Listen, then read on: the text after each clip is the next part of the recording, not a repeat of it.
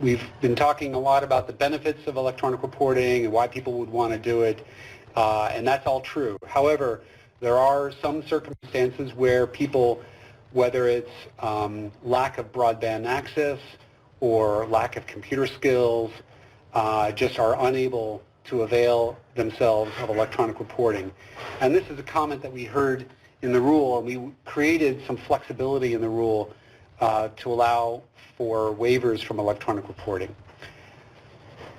In the preamble to the proposed rule, we introduced the concept of temporary waivers, and we proposed to limit waivers only to those areas that lacked broadband availability, and that these waivers would only be available for 1 year at a time. We solicited comment on whether we should make other waivers available for people, permanent waivers, for people who had religious objections to using modern technology. So that was the state at proposal. During the rulemaking process, states and NPDES regulated entities requested to have more flexibility in deciding who should be eligible for these waivers. Commenters requested that states should be allowed to issue temporary waivers longer than 1 year. They wanted those to be up to 5 years. States commented that EPA should create a set of waivers for religious communities, what we call permanent waivers, and that we create a new category of waivers, which we call episodic waivers, to account for extreme circumstances. That might be hurricanes, earthquakes, system outages, things that are unforeseen and otherwise make electronic reporting impossible. We agreed with these comments and incorporated these flexibilities into the final rule.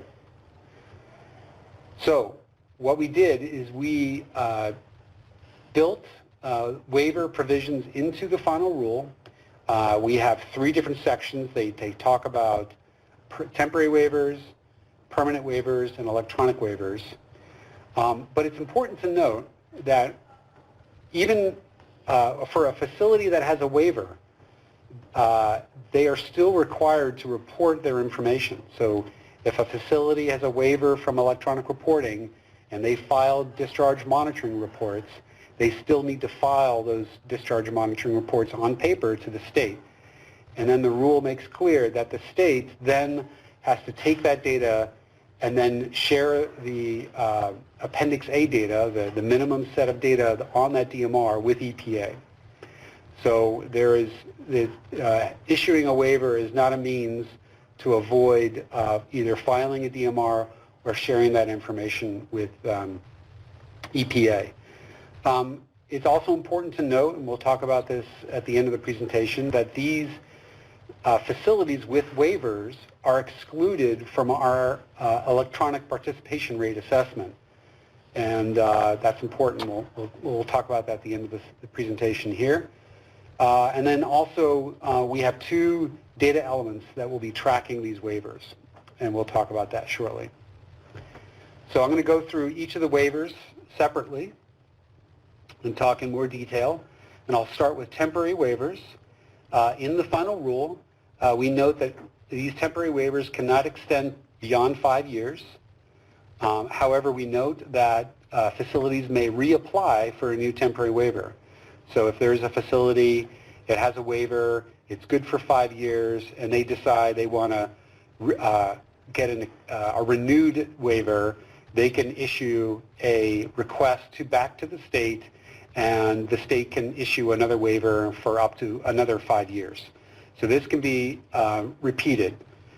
It is the duty of the operator, owner, or duly authorized representative of the facility to initiate the process by submitting a waiver request. So it's the facility that wants the waiver has to issue a waiver request, and then the state has to review it and approve it. The other condition that we put in the rule is that these waivers are not transferable. One facility can't get a waiver and then give it to another facility. So these procedures are outlined in the rule, 40 CFR 127.15B. So what does a facility have to do to get a waiver, a temporary waiver? Well, it's got to let the state know that it wants a waiver. So it's got to tell its name, the permit number, if applicable, the facility address, name, address, contact information, a brief statement regarding the basis for claiming a temporary waiver, and any other information requested by the state program.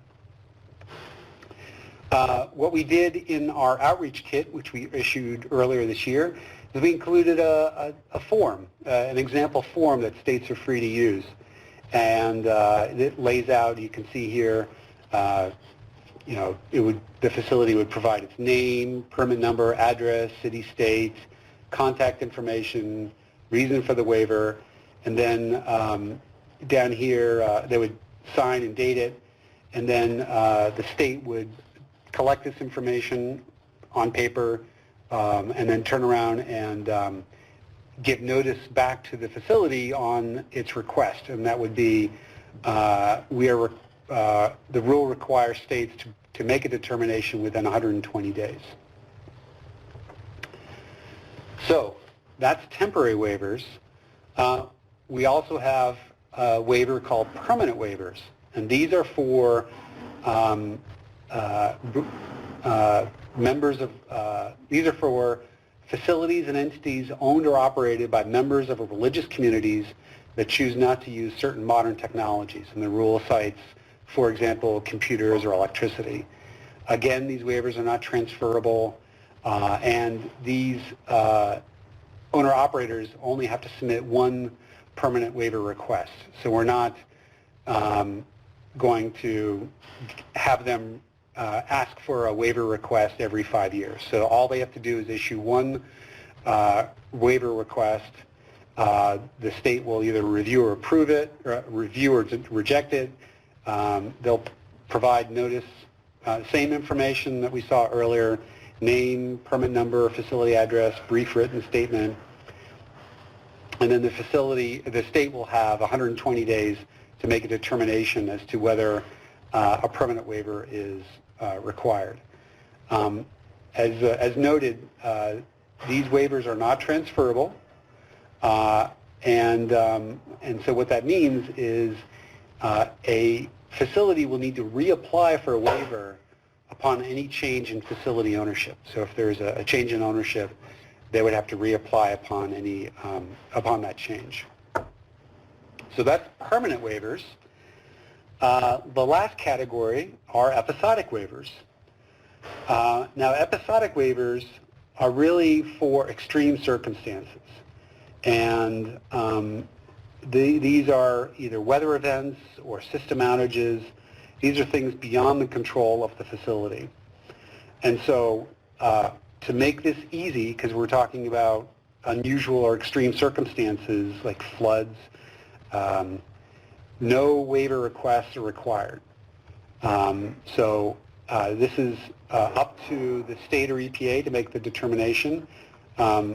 These episodic waivers are not transferable. So if there's a episodic waiver given, there's a hurricane in the Gulf, a facility in New Hampshire can't claim a waiver. It's only for a specific area or set of facilities. Also, these episodic waivers cannot last more than 60 days. And the rule outlines the process for these episodic waivers in 127.15 paragraph D. So I mentioned that they can be issued without facility submitting a request. They are issued by the state or the initial recipient, which may or may not be the state. And if it's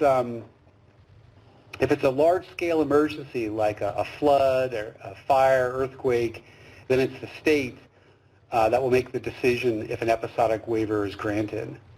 If it's a system outage, let's say, God forbid, NetDMR goes down for longer than 96 hours, then it would be the initial recipient that makes the decision on whether a episodic waiver is warranted. And sometimes it's one and the same. The state is also the initial recipient. The intention for making this the reason for this distinction is the initial recipient is the government agency that is collecting the data and is responsible for the electronic reporting tool.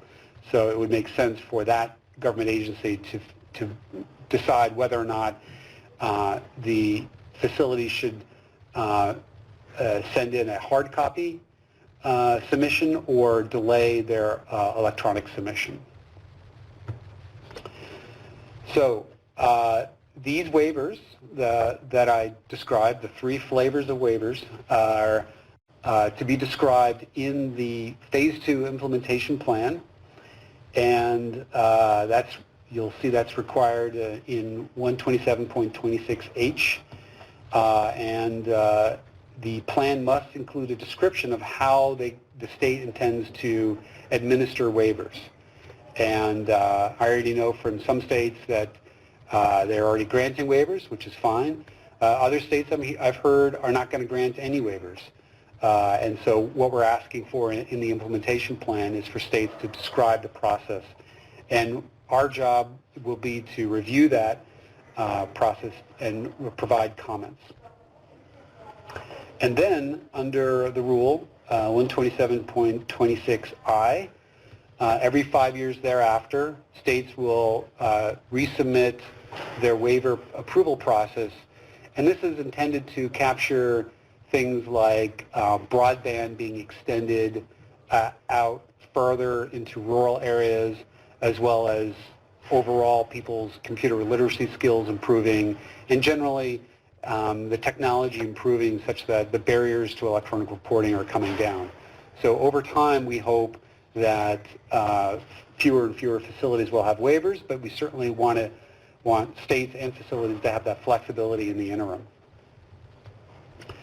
So at the very beginning of this presentation, I talked about data elements that will be used to track waivers. We included 2 data elements. One is the electronic reporting waiver type.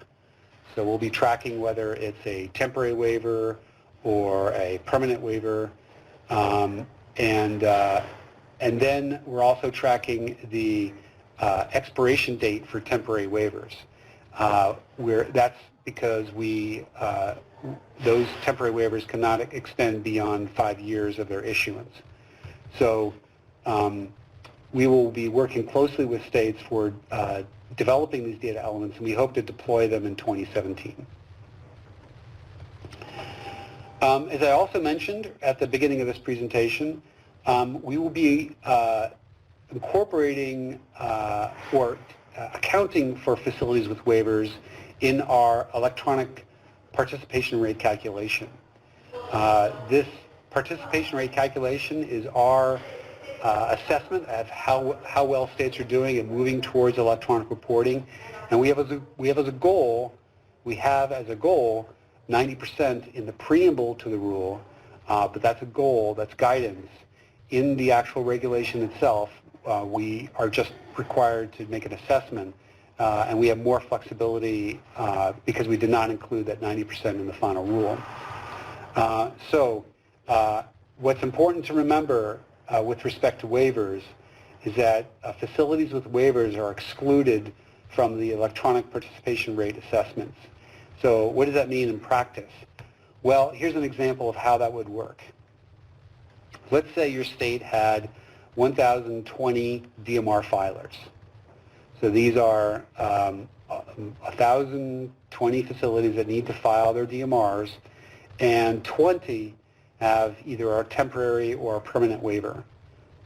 And what you're able to do between now and June of next year is convince 910 or compel 910 to start filing their DMRs electronically. And so the way the electronic participation rate will be calculated is we'll take the 910, that's the numerator, we'll subtract out the facilities with waivers, and then that gives you your electronic participation rate. That is it for waivers.